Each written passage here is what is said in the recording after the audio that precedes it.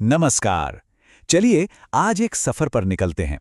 पृथ्वी के एक ऐसे कोने में जो सबसे ठंडा, सबसे सुनसान और सबसे रहस्यमयी है। हम बात कर रहे हैं टुंड्रा की। एक ऐसी दुनिया जो जमी हुई तो है, लेकिन फिर भी जिंदगी से ढड़कती है। आइए इस बर्फीली दुनिया के राज खोलते हैं। सोचिए, एक ऐसी जगह जो रेगिस्तान भी है पर बर्फ से बनी है। सुनने में अजीब लगता है ना? चारों तरफ बर्फ ही बर्फ, लेकिन पीने का पानी मिलना मुश्किल। इसी वजह से इसे ठंडा रेगिस्तान भी कहते हैं। पर यह मुमकिन कैसे है? चलिए इस पहेली को सुलझाते हैं। अच्छा, किसी भी जगह को समझने का सबसे अच्छा तरीका होता है उसके नाम को जानना।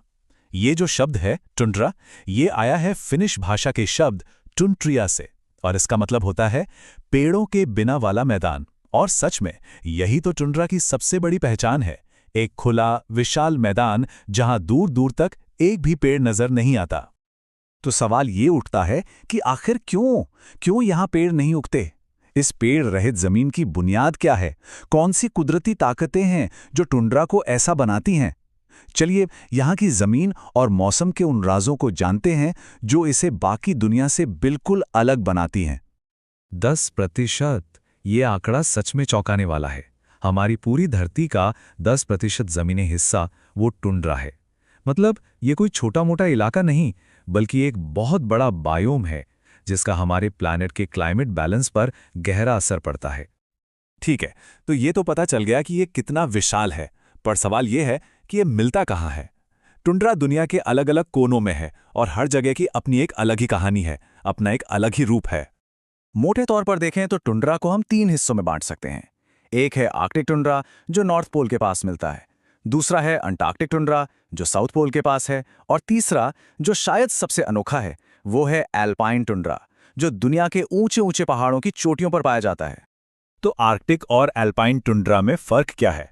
देखिए, आर्कटिक टुंड्रा की सबसे बड़ी पहचान है परमाफ्रॉस्ट, यानी वो जमीन जो हजारों सालों से जमी हुई है। वहीं दूसरी तरफ एल्पाइन टुंड्रा जो पहाड़ों पर है, उसकी पहचान है पतली हवा और बहुत खराब मिट्टी। एक बहुत बड़े इलाके में फैला हुआ है तो दूसरा पहाड़ों पर छोटे छोटे टुकड़ों में बटा हुआ है। अब सबसे बड़ा सवाल, इतनी मुश्किल, इतनी ठंडी जगह पर क्या जिंदगी मुमकिन है? जहां दूर दूर तक सिर्फ बर्फ हो, वहां जीवन कैसे पनपता है? यह लगभग नामुमकिन सा लगता है। लेकिन टुंड्रा के पेड़ पौधों और जानवरों ने यहां जीने के ऐसे कमाल के तरीके निकाल लिए हैं जो हैरान कर देते हैं। आइए देखते हैं ये होता कैसे है। टुंड्रा में जिंदगी का बस एक ही नियम है, यहां कोई दूसरा मौका नहीं मिलता। एक सीधा सा नियम है, हालात के हिसाब से खुद को ढाल लो या फिर खत्म हो जाओ। यहां के हर एक जीव को कड़ाके की ठंड, बर्फीली हवाओं और बहुत कम रोशनी में जीना सीखना पड़ता है। ये नेचर का सबसे मुश्किल इम्तिहान है। तो यहां जिंदा रहने के 3 कमाल के तरीके हैं। पहला, जमीन से चिपक कर रहो। पौधे छोटे ही रहते हैं ताकि तेज हवाएं उन्हें उखाड़ न सकें। दूसरा, खुद को गर्म रखो। जानवरों के शरीर पर मोटी मोटी फर की परतें और चर्बी होती है। और तीसरा, जब हालात बर्दाश्त से बाहर हो जाएं तो या तो वो जगह छोड़ दो या फिर सो जाओ। मतलब या तो माइग्रेशन या हाइबरनेशन। यहाँ के पेड़ पौधे भी बड़े स्मार्ट हैं। कोई ऊंचा बड़ा पेड़ तो नहीं दिखेगा, लेकिन काई, लाइकेन और छोटी छोटी झाड़ियां मिलेंगी। ये सब जमीन पर फैल कर उगते हैं, एक दूसरे से चिपक कर, ताकि हवा से बच सकें और एक दूसरे को गर्म रख सकें। इनका छोटा कद ही इनकी सबसे बड़ी ताकत है। और जानवरों की तो बात ही क्या है, ये तो इस बर्फीली दुनिया के असली बादशाह हैं। आर्कटिक फॉक्स अपनी सफेद खाल में ऐसे घुल मिल जाती है कि दिखती ही नहीं। कैरेबू, जिन्हें हम रेंडियर भी कहते हैं, खाने की तलाश में मीलों का सफर तय करते हैं। और मस्क ऑक्स, वो तो अपने घने बालों के साथ बर्फीले तूफानों के बीच भी डटे रहते हैं। ये सब इस कठोर दुनिया के असली सर्वाइवर्स हैं। लेकिन इस कमाल की दुनिया पर आज एक बहुत बड़ा खतरा मंडरा रहा है। हजारों सालों से जो टुंड्रा जमा हुआ था, स्थिर था, वो अब बहुत तेजी से पिघल रहा है, बदल रहा है। और ये बदलाव सिर्फ टुंड्रा के लिए नहीं, बल्कि हम सब के लिए, पूरी दुनिया के लिए एक बहुत बड़ी चेतावनी है। ये बात बिल्कुल सही है। हम अक्सर सोचते हैं कि टुंड्रा हमसे बहुत दूर है, वहां जो हो रहा है उससे हमें क्या फर्क पड़ेगा।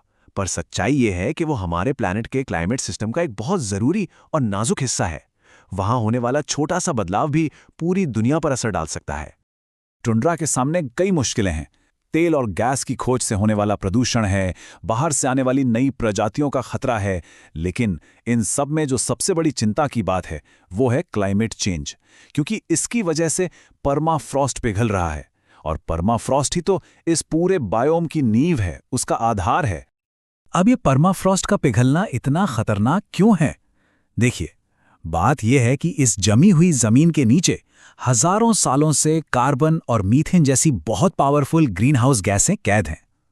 जैसे जैसे ये बर्फ पिघल रही है, ये गैसें हवा में रिलीज हो रही हैं और ये गैसें ग्लोबल वार्मिंग को और तेज कर रही हैं, जिससे और ज्यादा बर्फ पिघल रही है। ये एक ऐसा खतरनाक चक्र है जिसे तोड़ना बहुत मुश्किल होता जा रहा है। तो आखिर में हम इसी एक सवाल पर आके रुकते हैं। जब पृथ्वी का परमानेंट फ्रॉस्ट यानी वो हिस्सा जो हमेशा से जमा हुआ था अब परमानेंट नहीं रहेगा, तो हमारी दुनिया का क्या होगा? ये सवाल सिर्फ वैज्ञानिकों के लिए नहीं है, ये हम सबके भविष्य से जुड़ा एक बहुत बड़ा अलार्म है।